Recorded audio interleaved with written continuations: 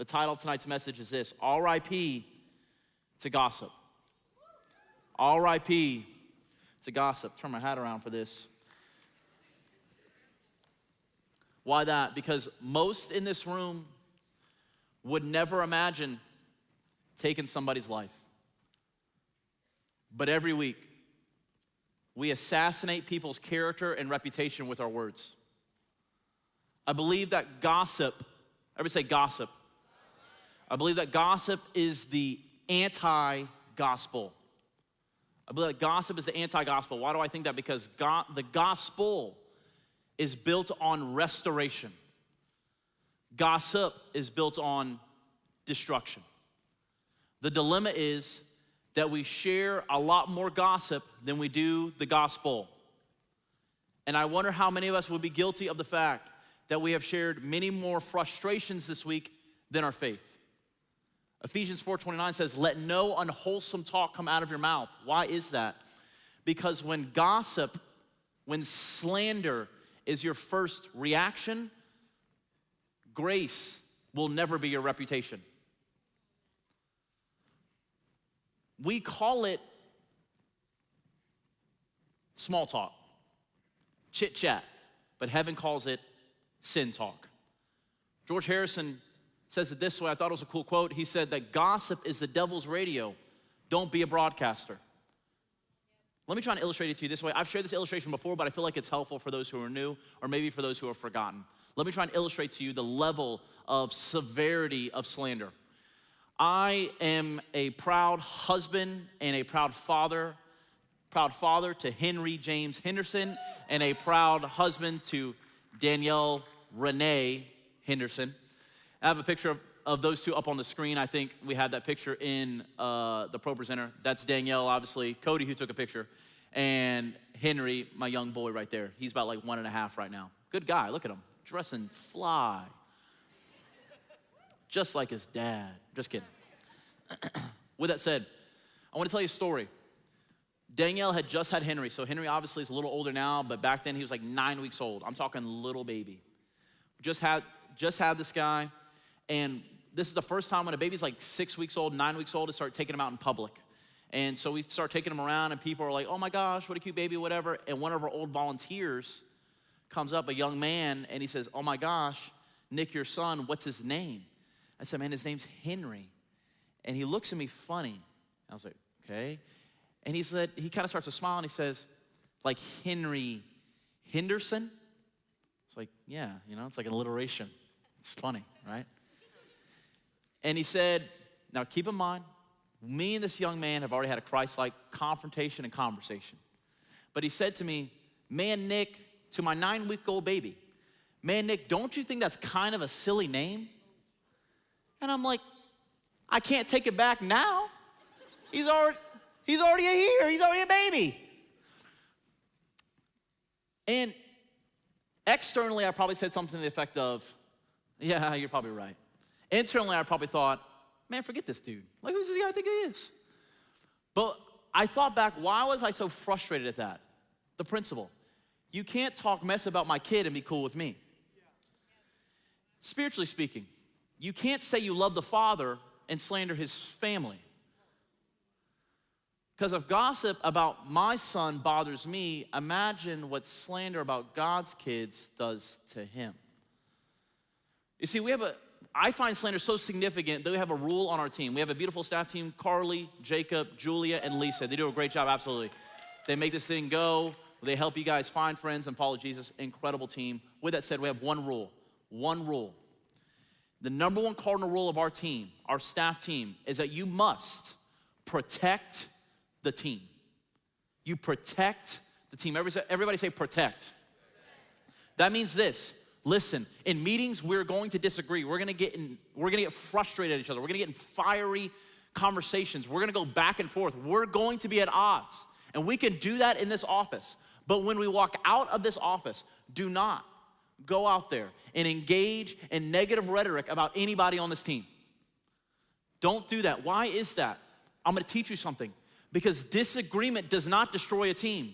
Gossip does. Disagreement does not destroy a team. Gossip does. How do I know that? Because a safe space stops being safe the second gossip steps into it.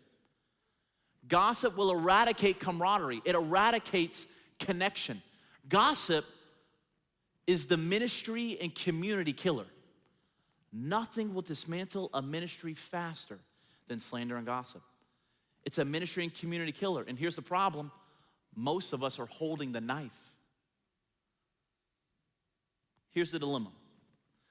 We amen and praise God when grace is preached on stage, but we practice gossip in the lobby. I have to make it plain again? Okay. Relationally speaking, we've got girlfriends who will drag their boyfriends through the mud to their girls. Talk all this crazy stuff about their boyfriend ain't this, their boyfriend does this, does that, and the other, and will smile in their face like nothing happened. We will slander our boss while we're on break, and then once shift starts or we're back in the office, it's yes sir, no ma'am, like it's all good. We will take a screenshot of one group chat just to put it in the group chat without the person we want to talk about, so that way we can slander that person freely now. Y'all quiet. It happens in groups. Listen, we work too hard to create community for people in groups to nod like a friend during group and slander like an enemy after it is over. I think of teams, collegiate athletes.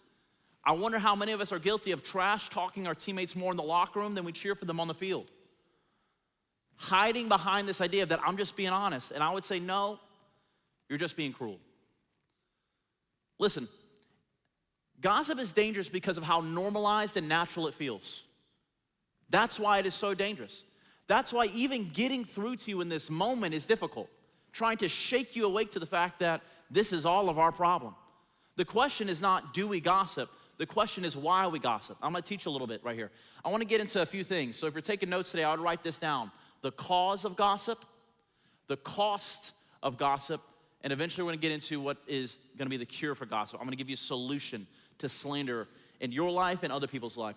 Cause, why do we gossip? Luke 6:45, I would remember this verse. A good man brings good things out of the good stored up in his heart, and an evil man brings evil things out of the evil stored up in his heart. Get this part. For the mouth speaks what the heart is full of. What does that mean? Gossip is not a slip of the tongue, it's a snapshot of your soul. What is being produced externally is tied to what is internally happening within you. That if you are talking it, it's because you're carrying it. There's several reasons why we gossip, all internal. I'm gonna give them to you three things. Number one, lack of clarity. Number two, lack of humility. Number three is a lack of security. I'm gonna go one by one, I got you. Lack of clarity, what are you talking about, Nick? When we don't know the whole story, we make one up. When we don't know the whole story, which you never do, we make one up. You would be shocked at the things that you don't understand about somebody else. Gossip fills in the blanks and it's almost always negative. And so when we lack a sense of clarity, we find ourselves spewing absolutes and utter nonsense about people. That's how rumors start. Well, I think it was this, or well, I think it was that. There's also another thing I need to bring clarity to. This idea of, I think there's two myths when it comes to slander, gossip, rumors, etc. Number one is this idea of venting. Ever say venting?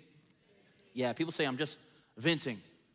I'm just venting. Gossip disguises itself as therapy. People say I'm just processing. They love that word. Can I just process with you for a second? Man, Jenny stinks. Can I just process with you for a second? My boyfriend been doing this, that, and the other. Listen, venting does not alleviate anger. All it does is facilitate more frustration. That you're not helping any of your bitterness. You are just rooting it deeper in your life. I would argue that you're not venting, you are cementing. Listen, there's a reason in Matthew, Jesus did not tell you to talk about your enemies. He told you to pray for your enemies. Because he knew that talking would just facilitate more frustration in your life, but he knew that praying would create, watch this, compassion. And I think Jesus nowadays would maybe agree with this statement, that if you're so mad about it, go talk to God about it. If you're so mad, go talk to God about it. Bring that drama to your Father in heaven, not all your friends who make you feel better about yourself. Because God is going to be the one who's gonna create a sense of compassion and perspective in your heart. The second myth is this idea of the truth myth. People will say, Nick, but I'm being honest. I'm being 100% real with you right now. This actually happened, and that might be right. It's true, Nick, but what if I told you today that gossip is not measured in accuracy, it's measured in aim. It's not measured in accuracy, it's measured by aim. If the aim is negative, it's gossip. Because the bad thing about gossip is not that it's true, it's that it's toxic. Because I would argue with you that there's plenty of truth that should not be passed around. There's private aspects of your life and my life that we should not be passing around, that we would not appreciate being out open in the public forum for everybody to decide, man, what do I think about that? Let me interpret this. What does this person think about that? Oh yeah, let me run this by this person and this person. I wonder what everybody else thinks of my romantic relationship. I wonder if they think that this is bad or this is good in the other. So it's irrelevant if it is true. The question is, if it's your business. I've heard it said that the hardest part about business is minding your own. I forget who said that. It's like a theologian maybe. We expose people's past when God has already covered it. Number two is a lack of humility. A lack of humility. I'll move quick here, but gossip puts me in the judgment seat when God only made me a witness. Gossip puts me in the judgment seat when God only made me a witness, because the higher I think of myself, the easier it is to push people down. The easier it is. And here's the dilemma with it. We dress up slander as concern or accountability. Oh, be careful here.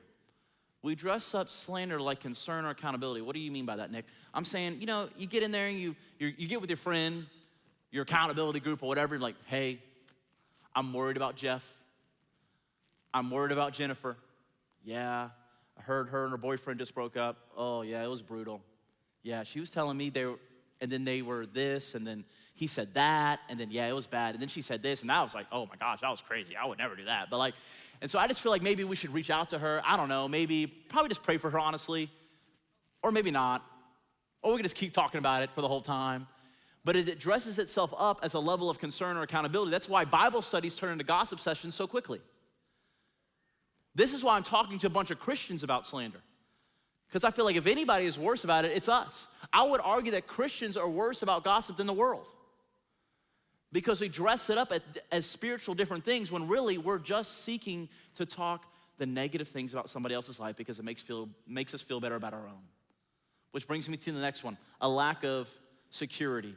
A lack of security. It's a cheap way to feel important. Gossip becomes the echo of how empty that we are. It screams insecurity.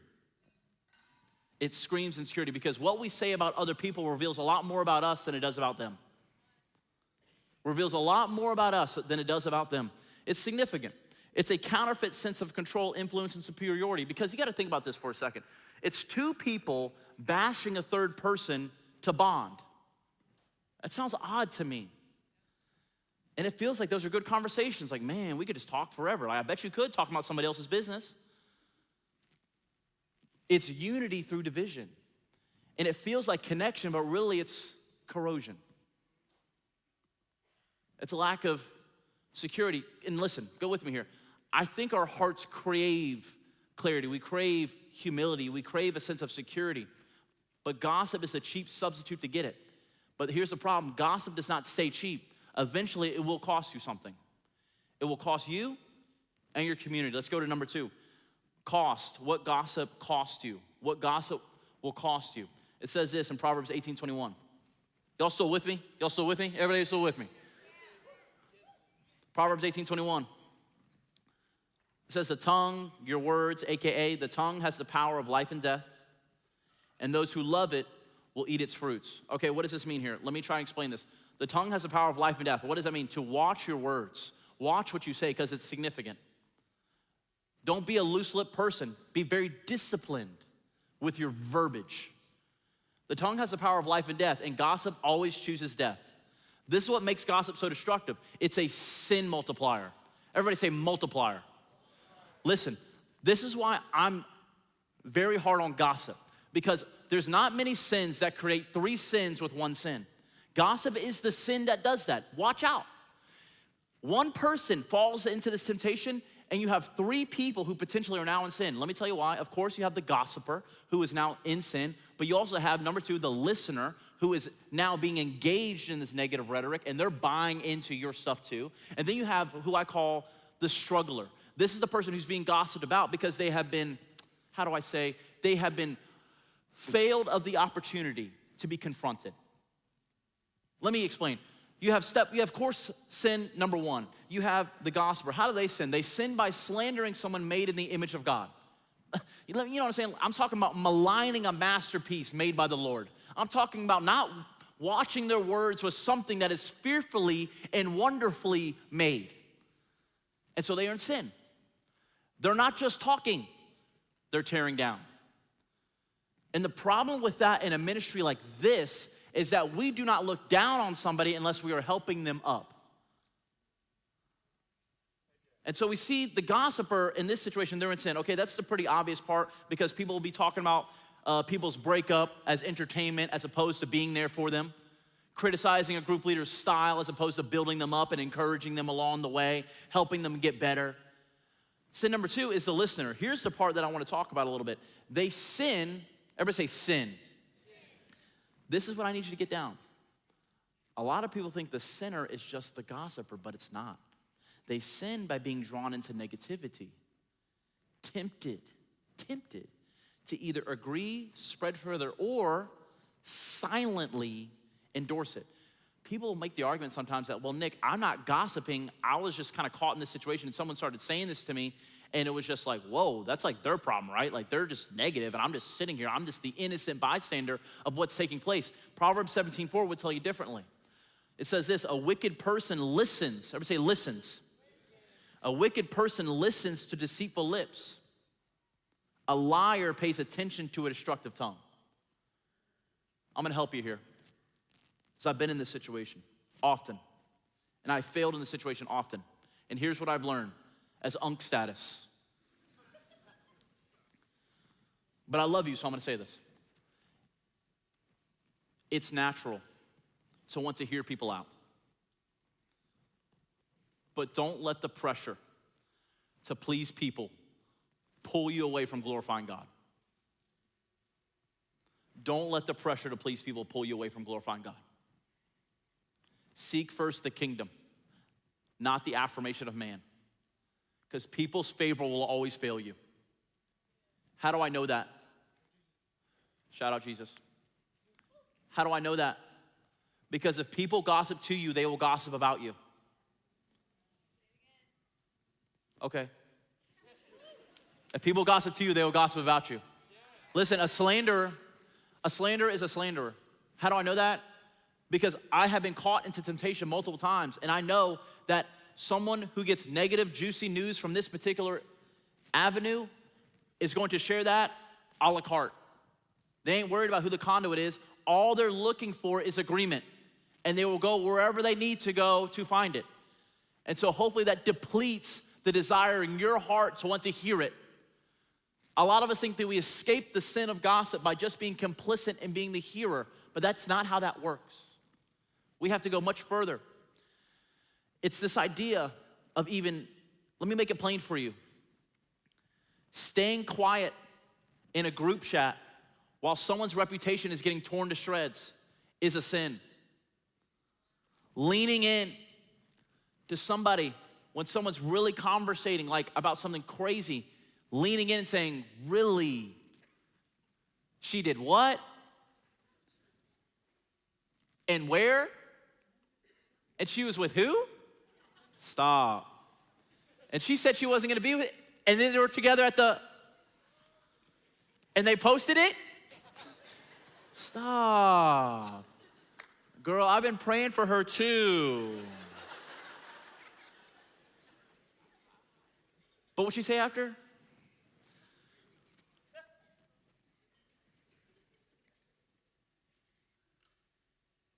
It's a sin. It feeds the flesh. Oh, we want to feel so important. We want the control. We want that so bad to be like, look how good I am. I'm not that. Look at them messing up their life, being some type of way. Isn't this great that we can conversate about somebody we're so much better than? Doesn't it feel awesome for a moment? For just a second, I'm distracted from all the terrible things of my life and where I've fallen short because I can talk about somebody else's shortcomings. This is great. Sin number 3 is the struggler. The person who's not even in the room. How's this person? This is what people don't really get. How does this person get tripped up? Gossip replaces the biblical command to confront sin, get this, directly. Ever say directly? Yeah. I'm gonna go on a soapbox here, but some people are soft as cotton. They can't talk to anybody face to face, so the only place they can have that conversation is behind their back. And that does not just speak to the sin of the gossiper, to the listener. It also robs this person of one of the most beautiful sanctification processes, which is a well thought out, prayed over critique. Some of the greatest movements of my life have taken place because someone has looked me in the eye and said, you know what, Nick, I feel like that's not right what you did. What you did upset me, upset this person, came off brash, came off selfish, whatever it was. And then Nick Henderson, was able to adjust my behavior and adjust from this blind spot I didn't realize that I had. Remember this from last week, we judge other people off of their actions and ourselves off of our intentions. I bet their intention is not to be out of pocket. It's not to be crazy. It's not to be this crazy boss or this boyfriend or this friend or this type of professor that you don't like or this coach who doesn't listen to you. I bet that's not their intention. No one's ever confronted them on that, including probably most of us. And so it's much easier to gossip. The gospel confronts to restore people. Gossip complains to avoid. We complain about a friend's pride and arrogance in circles, but no one has the confidence or the courage to say it to their face. We talk about someone's dating choices. Listen, I hear it all the time. It's unbelievable. Yeah, all she dates is bad guys. All he dates is terrible girls all the time. Has somebody told him that? Is somebody pulling this young lady aside and telling her that her boyfriend stinks? Or all you're doing is talking about it because it makes you feel better about your toxic relationship? I honestly, listen, and this is the part that I do struggle to connect on. I usually have great context as a pastor to like, okay, I can see how someone could fall here. I naturally am a confrontational person, but like, how can you let your friends, you call them friends. How can you let your friends drown? That's crazy. Watching them suffer in relationships and dynamics and personality attributes, whatever, you look at them and you say, I don't really like that about them. Yeah, she's cool, but she's kind of this. Oh yeah, he's fine, but he's a little this. Did you tell them that? They would probably like to know that. They would probably like not to be that. Would you like to be that? Probably not, right? Probably because while you're talking bad about it, maybe you should inform them of that attribute you don't really appreciate, and they maybe wouldn't have it anymore. That's how the world gets better. That's how we improve as humans. That's how the Holy Spirit works in our heart, is through other people. But we rob them of this opportunity to grow in this capacity. This is why gossip is so destructive. Listen, I'll move quick here, but I was a youth pastor, and one of the greatest ministry trials I've ever had was dealing with this group of high school girls who kept gossiping about each other. Listen, girls, y'all know, high school sucks. And these girls are gossiping about each other, and it started with 1 to 2 girls at first, but then jumped to 3 or 4, and I was like, before I knew it, the whole group hated each other, and then the leaders got involved, and the leaders are getting gossiped about. One of them was my wife, and I was like, dude, this is falling apart. And quickly, half of these girls just left the church.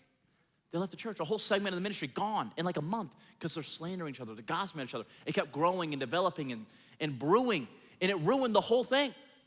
And to this day, these girls are grown-ups now. This was years ago. These girls are grown-ups now, and they still have a flawed mindset of church to this day.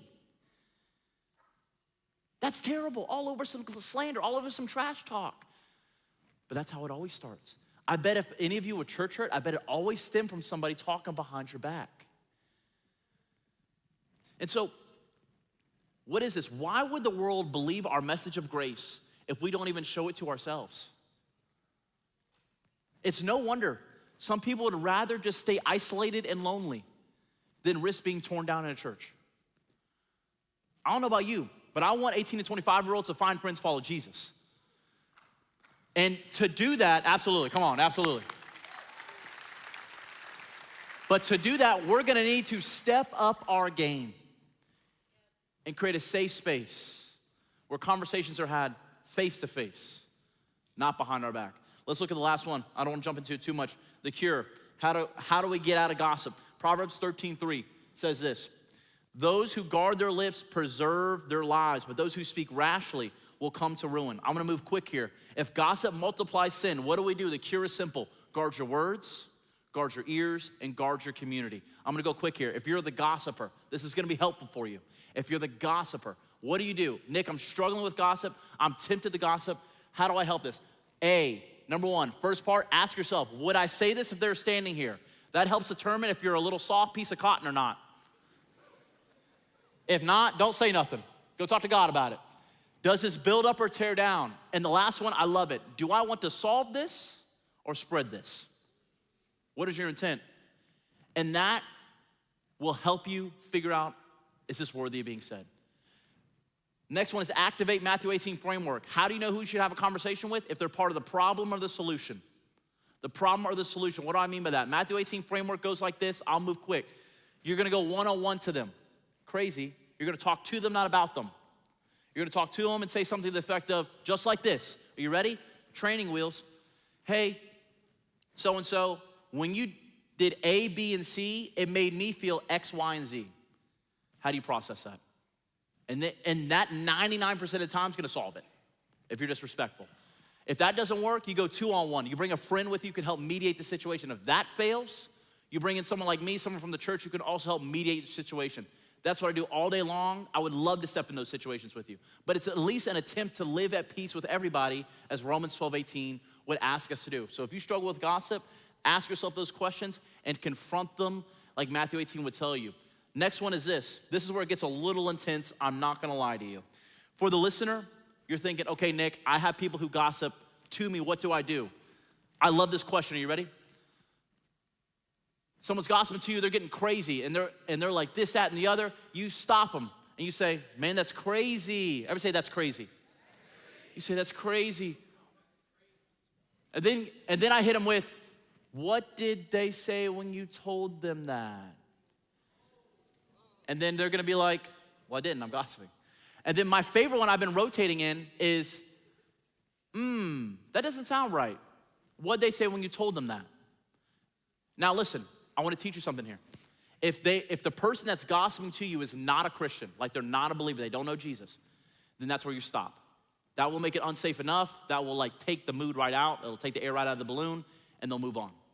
If they are a Christian, you have to take this much further.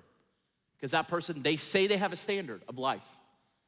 So you're gonna hold them accountable to this degree. The next step, you're gonna bring the 24-hour rule, which is this.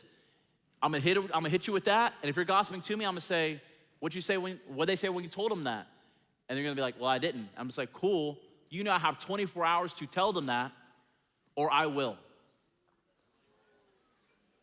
Now, that's like, wow, that's crazy. Why am I doing that? Why am I so extreme? Because gossip, to be stopped, has to be made unsafe. Unsafe. People should be on their toes when they're about to slander somebody. They should be scared. They'd be looking around, sweating. I don't know. I really want to talk about Veronica right now, but I don't know who I could really talk to about it. They might expose me. Good. You should be exposed. The 24-hour rule. Listen, why is this so crazy? I'm getting ready to close. Why am I so overt about this? Because this is a safe space for many things. You can bring your brokenness here. You don't even have to believe before you belong. But guess what? This is a safe space for confession. It is not a safe space for gossip. Not here. And I would say, if you've heard this whole message and you're thinking to yourself, I'm still gonna gossip. I'm still gonna slander people. I like to talk bad about people. I like to engage in negative rhetoric. I don't care. If that's you, I love you. you should go to another church. You should. Not interested. This is a safe space. We will create a safe space for our people who can help find friends and follow Jesus. You can repent, you can do whatever. But this will not be a place that preaches grace and practices gossip. Not here. Not here. We will be a space where outsiders feel more welcome than any place in the world. Where they know, hey, I can confess something in sin, I can be honest and openness about what I got going on, and I'm gonna be protected in that. I'm not gonna be exposed for being vulnerable and honest and transparent for something that I'm still trying to work through. Because I really do believe if God has forgotten your sin, which he has, by the way, he has thrown your sin as far as the east is from the west. If God has forgotten your sin, I think we should forget it too. Gossip keeps a record of wrongs, but grace wipes the slate clean. And I love it because our Savior, Jesus, took on so much slander and hate, so much gossip, and responded with what? Salvation for all humanity. Hung on a cross and said, Father, forgive them, for they know not what they do. Grace, mercy, and love and redemption for the gossiper, for the listener, and for the person who's not even in the room. For everybody, no matter what you've done or what you will do, God has grace, love, and redemption for you. Let's bow our heads across the room.